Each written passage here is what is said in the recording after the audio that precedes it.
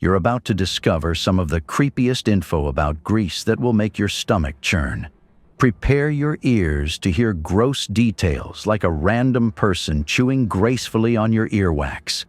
While the look of disgust fills your face, have it in mind that their weird acts were quite justifiable to them. To find out what these acts were, keep watching.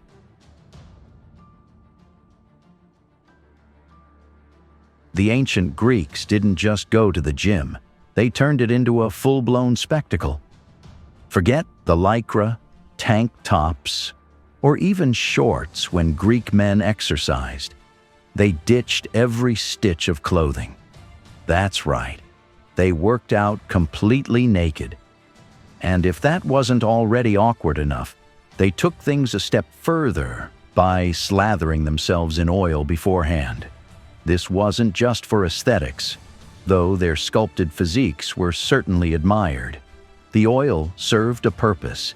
It reduced friction, prevented dirt from sticking, and added a nice, shiny glow to those rippling muscles. Picture a modern gym, except instead of sweat-soaked shirts, you'd find glistening, oiled-up bodies doing push-ups and wrestling in their birthday suits. The Greeks were obsessed with the human form, particularly the male physique. They believed that the body was a gift from the gods, and that showing it off naturally was a way of celebrating divine perfection. Modesty wasn't exactly on their list of virtues. But there was also a practical side to nudity. Clothes got in the way of movement, and honestly, who wanted to deal with washing sweaty tunics? Naked workouts became so iconic that the word gymnasium comes from the Greek word gymnasion, meaning school for naked exercise. So, if you're ever feeling self-conscious at the gym, just be thankful you're not in ancient Greece. After an intense session of running, wrestling, or weightlifting, yes, they had weights too, these ancient gym-goers didn't just hit the showers because they weren't. Instead, they used a strigil, a curved metal scraper, to remove the oil, sweat, and dead skin from their bodies. Imagine a personal squeegee for your workout grime. But here's where things get truly bizarre. Those scrapings weren't thrown away. Oh no, they were collected. Why?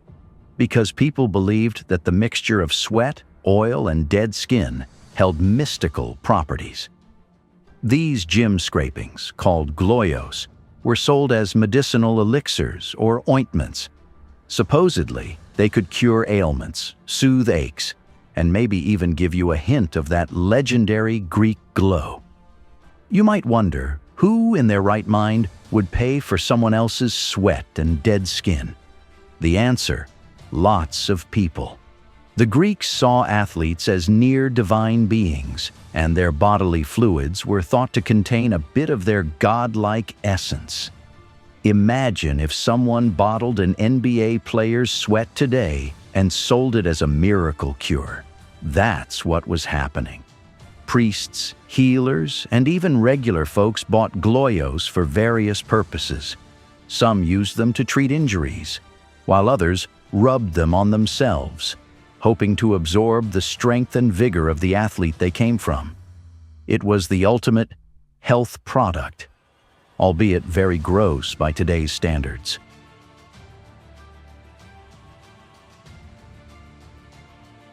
If you thought modern society had strict views on cheating, wait until you hear about ancient Greece. In ancient Greece, infidelity was a big deal. Marriage wasn't just about love or partnership. It was a legal contract tied to family honor, inheritance, and social standing. So when someone committed adultery, they weren't just betraying their spouse, they were trampling on the entire family's reputation, and the Greeks did not take that lightly. If the adulterer was caught in the act, the wronged party, usually the husband, had the legal right to kill him on the spot. But let's say the adulterer managed to survive being caught. If the case went to court, things didn't get better for the accused. Enter The punishment that has likely scarred more than a few imaginations, a large radish inserted into the offender's anus. Why a radish, you ask? Scholars speculate that this bizarre punishment wasn't just about physical pain, though that was certainly part of it. The radish was meant to symbolically feminize the adulterer, stripping him of his masculinity and pride. In a culture that valued male dominance and power, this was the ultimate humiliation. Now let's pause and appreciate the absurdity of this.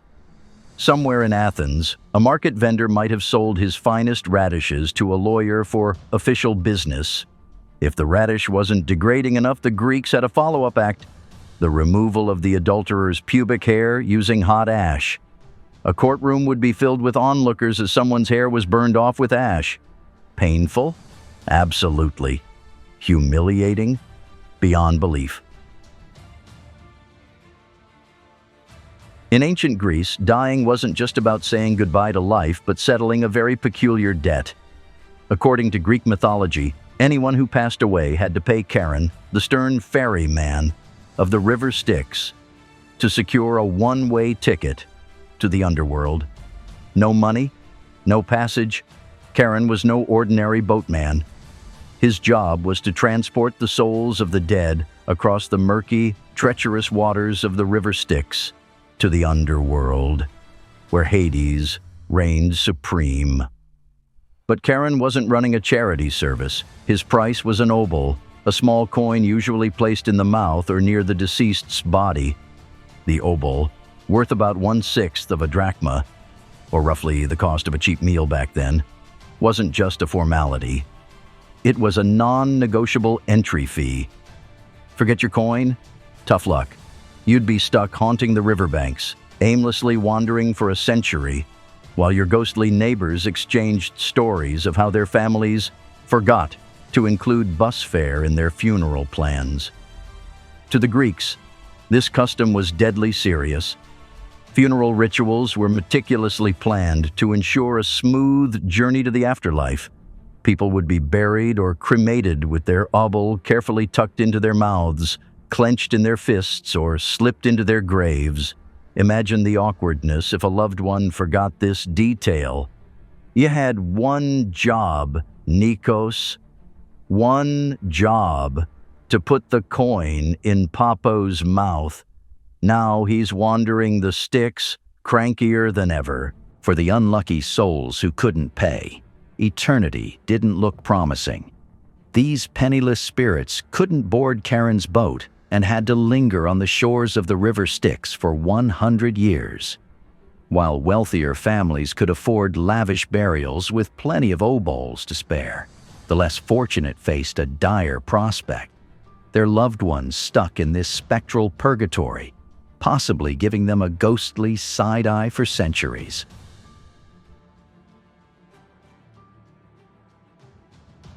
Let's start with the concept of pederasty.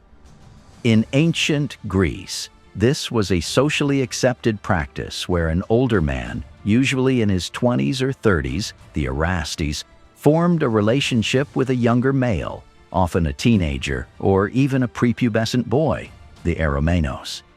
This wasn't casual. It was viewed as a mentorship that blended education, companionship, and, yes, romance. The Greeks believed this relationship benefited the boy, helping him transition into adulthood. But here's the kicker. They saw this as intellectual and moral grooming, with an unsettling physical side dish. To them, this was as normal as teaching algebra or hosting a soccer practice. The Greeks had a thing for idealized beauty, and they equated youthful appearance with purity and potential. Boys were thought to be at the peak of their mental and physical charm before adulthood spoiled them. They even wrote poetry and philosophy about it. Plato's Symposium and some of Sappho's fragments praised the virtues of love between men and boys. Big thinkers like Socrates and Aristotle didn't outright condemn these relationships, meaning it wasn't just fringe behavior, but mainstream. In case you're wondering, women weren't part of this picture. In ancient Greece, women were largely excluded from public life and education. They were married off young, to men much older than them, and expected to stay home.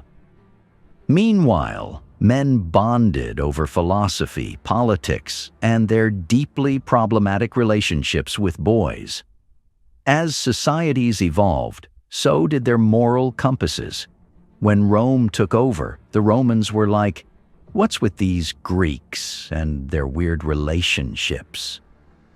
While Roman culture wasn't exactly a model of virtue, they drew the line at normalizing pederasty. With the rise of Christianity, things changed drastically. Christian teachings condemned pedophilic practices, and the idea of relationships between men and boys shifted from mentorship to outright sin. By the Middle Ages, the concept was largely a relic of a much older and creepier world.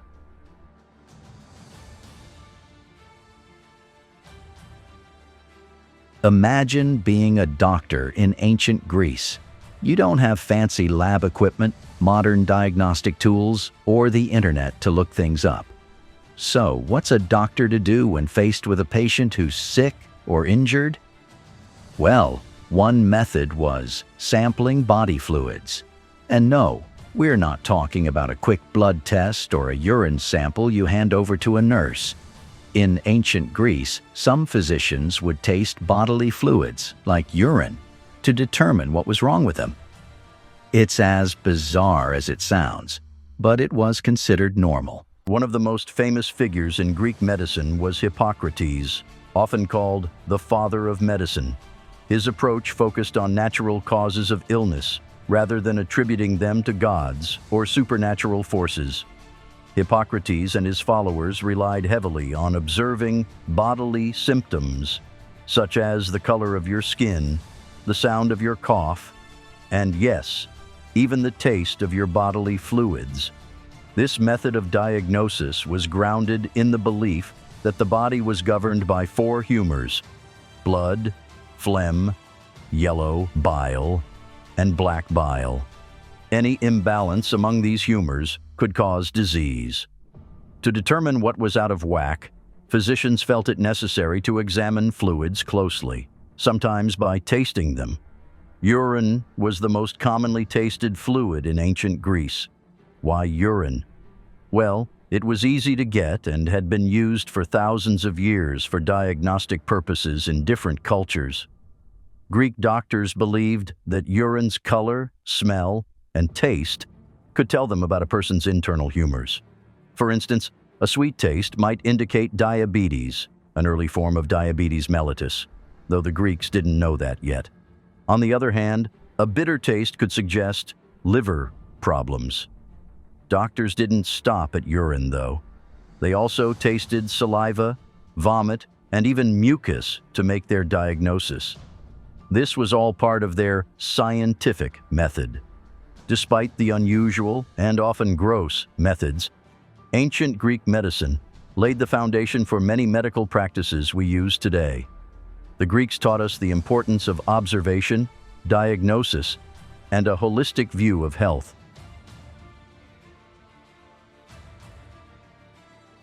Infanticide refers to the act of killing an infant, usually within the first year of its life. In ancient Greece, this was something that could happen for various reasons, including the child being born with defects, the family being unable to care for the child, or simply because the child was unwanted due to societal norms. I know what you're thinking. Why would anyone do such a thing? Well, let's break it down.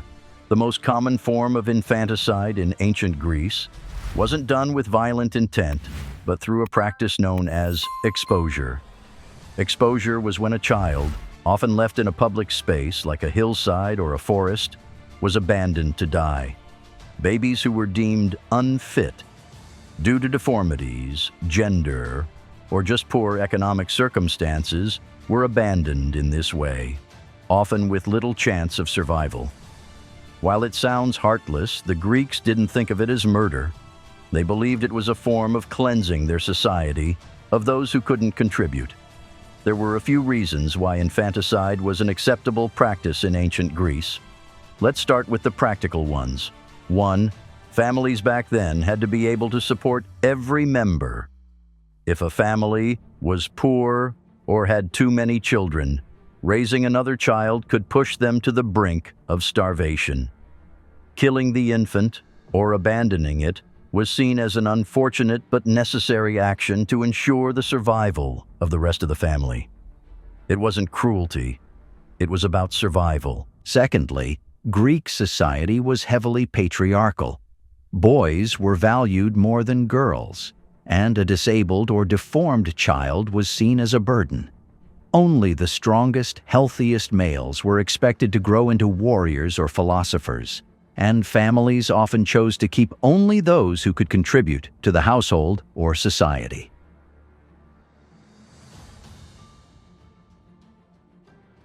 Imagine this. You're walking through the bustling streets of Athens, minding your own business, when suddenly you come across a group of naked men casually chatting about philosophy or debating politics. Public nudity was normal for the Greeks, not just for the brave warriors or the daring athletes, but for all sorts of social occasions. The Olympics, one of ancient Greece's most iconic legacies, also embraced this tradition of public nudity. Imagine thousands of spectators at the first Olympic Games, held in 776 BCE, watching athletes sprint, jump, and wrestle all in their natural state. You wouldn't find any lycra or sports bras here. Here's where things get more interesting and complicated. While it was perfectly fine for men to strut around in the buff, things were a lot more conservative when it came to women. Public nudity for women was not the norm, except during certain religious rituals or festivals where they might participate in the worship of deities like Artemis, the goddess of the hunt, or Aphrodite, the goddess of love and beauty. If you think public nudity was confined to athletic arenas, think again. Ancient Greek art and philosophy also held nudity in high regard. Sculptures like the famous Discobolus, the discus thrower, and Venus de Milo depict idealized, muscular bodies in a completely nude state, symbolizing perfection in form and spirit. First, let's meet the real healer of ancient Greece, Asclepius, the god of medicine. Imagine the Greek version of a superhero, but instead of a cape, he had a staff wrapped with a snake, the symbol of healing even today. People didn't just visit their local doctor for a quick checkup. They made pilgrimages to Asclepius's temples, called Asclepia, which were ancient spas and hospitals combined. Now, you'd think you'd walk into one of these temples and get some sage advice on your diet or a potion for your headache. But no, Asclepius wasn't the type to hand out prescriptions.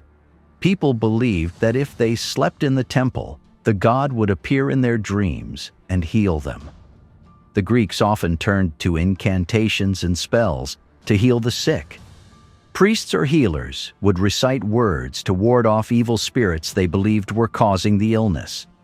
For instance, if you have a cold, you might find yourself in a room filled with chanting instead of just taking some honey or hot tea. The Greeks had their share of medical knowledge about plants and herbs and weren't shy about mixing them with some magic. Famous figures like Hippocrates and Galen wrote about the use of medicinal herbs. Still, even they didn't entirely separate medicine from mysticism.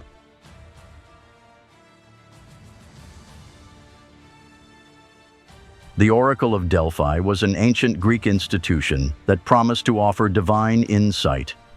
It was located at the Temple of Apollo, nestled at the foot of Mount Parnassus, where people from all walks of life would travel for guidance.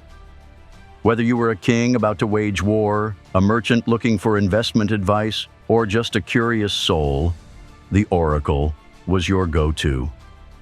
Here's where things get interesting. The Oracle wasn't just some wise older adult sitting in a fancy chair, casually reading tea leaves. Instead, The person delivering prophecies, the Pythia, was often trance-like when giving her answers. Why?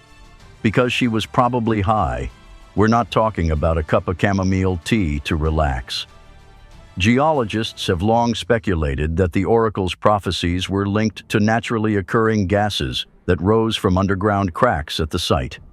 These gases, possibly ethylene or methane, would create a hallucinogenic effect, making the Pythia appear to be in a state of ecstasy or divine possession. In other words, she inhaled mystical fumes that might have made her feel connected to the gods. The question remains, why did so many people believe in these weird, vapor-induced prophecies? In ancient Greece, the gods were a real part of life. Every aspect of the world, from politics to weather, was thought to be controlled by some divine force.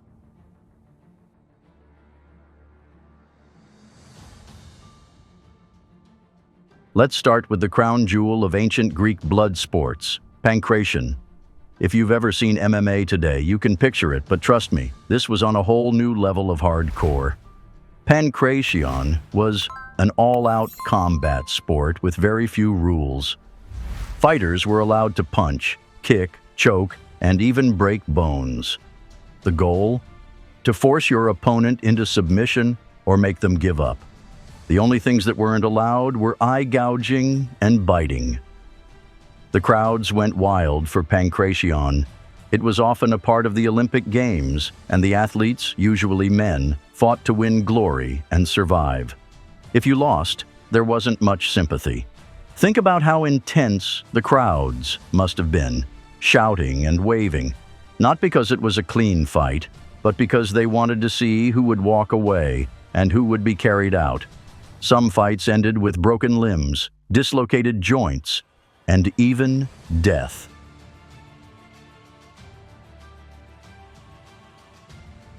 When we think of ancient Greece, we often picture philosophical giants like Socrates, Plato, and Aristotle, debating life's biggest questions while enjoying peaceful surroundings and a deep sense of wisdom. But here's a fun fact. While these brilliant minds were busy pondering the nature of existence, they were also not concerned with cleanliness. If you want an example of a Greek philosopher who took the philosophy over hygiene idea to the extreme, look no further than Diogenes of Sinope.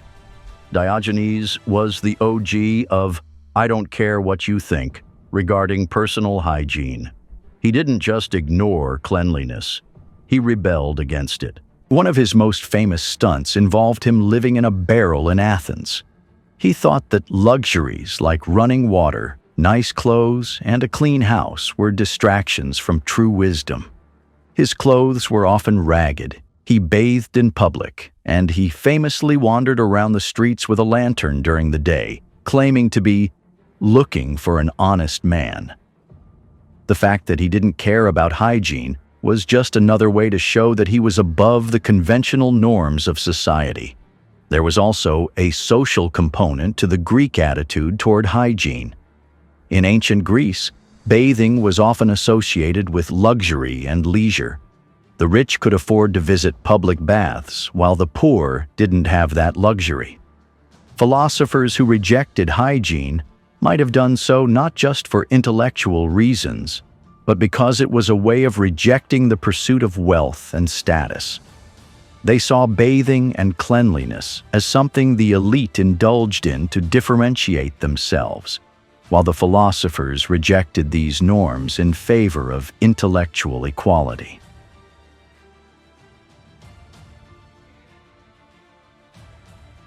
These early scientists were the original grave diggers, unearthing corpses in the name of anatomy and medicine. Creepy? Yes. Groundbreaking? Absolutely. In ancient Greece, medicine was a mix of real science and mystical hocus pocus. Doctors like Hippocrates, the so-called father of medicine, were determined to understand how the human body worked. The problem?